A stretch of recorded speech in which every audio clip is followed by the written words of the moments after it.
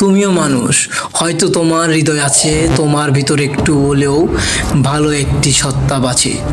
একটু থামো, একটু ভাবো, বন্ধ করো যুদ্ধ তোমার, মানুষ হয়ে বাঁচি চলো, এইটি মাত্র দাবি আমার। পুলিশের কাজ মূলত আইন শৃঙ্খলা রক্ষা করা, অপরাধ প্রতিরোধ ও তদন্ত করা এবং জনগণের নিরাপত্তা নিশ্চিত করা।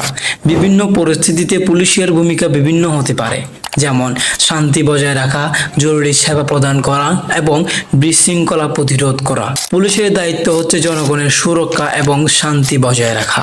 কিন্তু এই কোটা আন্দোলনের সময় আমরা ভিন্ন চিত্র দেখেছি। পুলিশ আন্দোলনকারীদের উপর নির্যাতন করেছে, তাদের উপর লাঠিচার্জ করেছে অনেক অমানবিক অত্যাচার। এই ধরনের ঘটনা সরকারের উপর প্রশ্ন তুলছে পুলিশ যদি সরকারের নির্দেশনায় এই নির্যাতন চালিয়ে থাকে তবে এটি তীব্র নিন্দাজনক। এটি একটি গণতান্ত্রিক দেশের জন্য খুবই লজ্জাজনক বিষয়।